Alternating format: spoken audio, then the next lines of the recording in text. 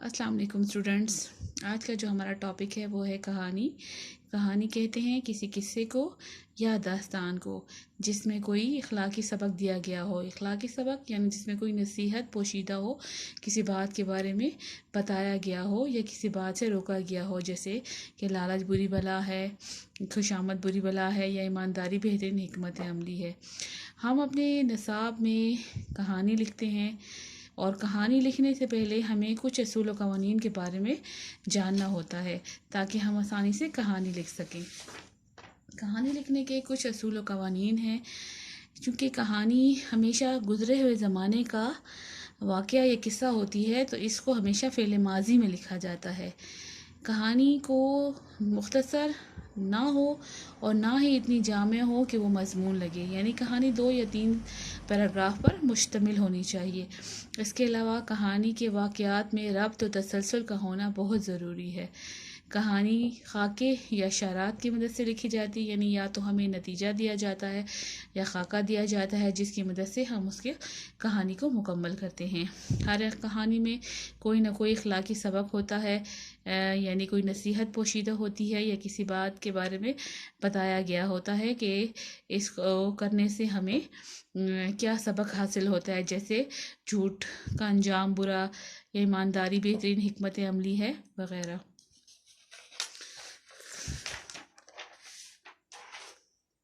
आज का जो हमारा टॉपिक है, जो कहानी का जो हमें नतीजा दिया गया है वो है खुशामद बुरी बला है। हमें नतीजा दिया गया होता है, उन्वान हमने अपनी मर्ज़ी से देना होता है। क्योंकि ये कहानी एक लोमड़ी और कौवे की है, इसलिए हमने इसको उन्वान दिया लोमड़ी और कौवा। आप अपनी मर्ज़ी से कोई और उन्वान भी दे सकते हैं, ठीक है। क्योंकि कहानी का ताल्लुक़ गुज़रे हुए ज़माने से होता है, इसलिए इसका आगाज़ हम इस तरीके से करते हैं कि एक दफ़ा का ज़िक्र है। लेकिन बाज़ कहानियाँ जो हमारे पास होती हैं वो हक़ाइक़ पर मबनी होती हैं, ये सच्ची कहानियाँ होती हैं, तो उनके लिए हम लिखते हैं कि पुराने वक्तों की बात है या गुज़रे ज़माने की बात है, तो हम उसको उस तरह से लिखते हैं। हम अपनी कहानी शुरू करते हैं।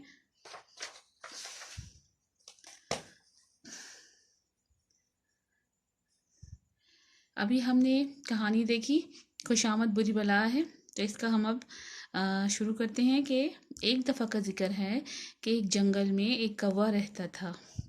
वो बहुत भूखा था और वो खाने की तलाश में इधर उधर घूम रहा था, ठीक है। ये हमारा पहला पैराग्राफ था, यानी जंगल, भूखा और तलाश और ये कौवा, ठीक है। फिर उसके बाद दूसरा हमारे पास है कि अचानक कहीं से कौवे को एक पनीर का टुकड़ा मिला। कौवा उसे अपने मुंह में पकड़कर एक दरख्त की शाख पर बैठ गया। कौवे को एक पनीर का टुकड़ा मिला और उसको अपने मुंह में दबाए वो एक दरख्त की शाख पर जा बैठा और ये सोचने लगा कि आज तो मैं खूब पेट भर कर खाना खाऊंगा, ठीक।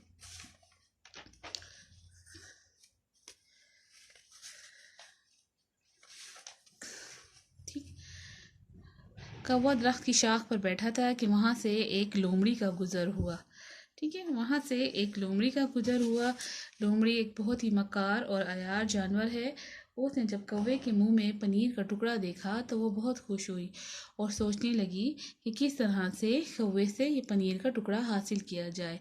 उसने कौवे की झूठी खुशामद शुरू कर दी या झूठी तारीफ़ करने लगी, उसकी खुशामद शुरू कर दी और कहने लगी कि मियाँ कौवे, आपके पर कितने चमकीले हैं, आपकी चोंच कितनी प्यारी है और मैंने सुना है कि आपकी तो आवाज़ भी बहुत प्यारी है। ज़रा अपनी सुरीली आवाज़ में मुझे कोई गाना तो सुनाओ।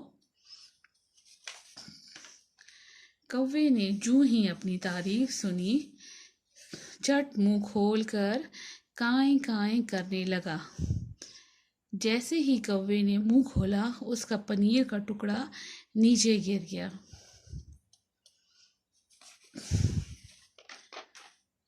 जैसे ही कौवे के मुंह से पनीर का टुकड़ा गिरा, लोमड़ी ने फौरन वो टुकड़ा उठा लिया और मज़े ले लेकर खाने लगी और जाते जाते